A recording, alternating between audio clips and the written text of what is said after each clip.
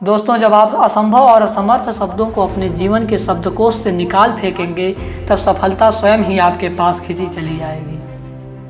आप यह तो सोचते रहते हैं कि अगर ऐसा होता तो हम यह कर लेते, वह कर लेते, परंतु आप यह नहीं सोचते कि जिन लोगों के पास ऐसे अवसर नहीं थे, फिर उन लोगों ने कैसे सफलता प्राप्त कर ली, कैसे वे उन्नति के मार्ग पर अग्रसर होते चले गए।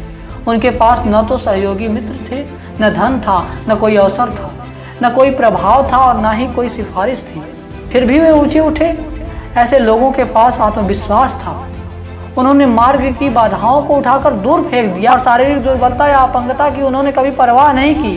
भाग्य के भरोसे वे बैठे नहीं रहे, तभी वे अपने जीवन में अपने व्यक्तित्व का सर्वोच्च विकास कर सके। किसी ने सच कहा है कि ईश्वर जिसे शिक्षा देना चाहता है तब वह उसे संपत्ति के विद्यालय में न भेजकर अभाव और विपत्ति के विद्यालय में भेजता है। कई बार घोर गरीबी में ही उसके भीतर छिपे हुए अद्भुत गुणों का विकास होता है जिनकी उसने कभी कल्पना भी नहीं की होती है। महान राजनीतिज्ञ, भाषणकर्ता, नेता, विद्वान, साहित्यकार, संगीतज्ञ, चित्रकार, धार्मिक संत और समाज सेवी निर्धनता के महाविद्यालय से ही निकले हैं। उन्होंने कभी साधनों और अवसरों की चिंता नहीं की। वे उठ खड़े हुए और लक्ष्य प्राप्ति के लिए आगे बढ़ते गए।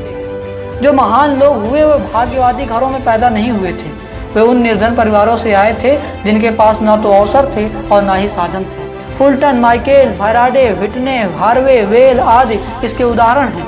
भारत की कोकिला लता मंगेशकर, जिसने अपनी आवाज़ का जादू आज सारी दुनिया में फैला दिया, बहुत ही गरीब घराने में पैदा हुई थी। मानव जाति के वास्तविक इतिहास में इससे अधिक रोमांचक कथा और क्या होगी कि मनुष्य ने किसी प्रकार अनेकानेक कठिनाइयों के मध्य से अपने लक्ष्य को प्राप्त किया।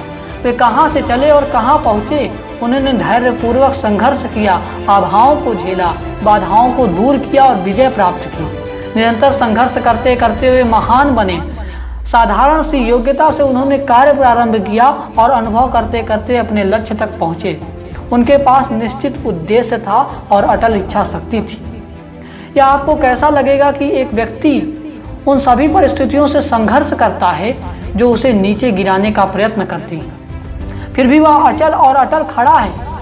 सभी कठिनाइयों का वह सामना करता है। संघर्ष करते करते वह इतना पक चुका है कि उसकी कार्य क्षमताएं कभी उसका साथ नहीं छोड़ती।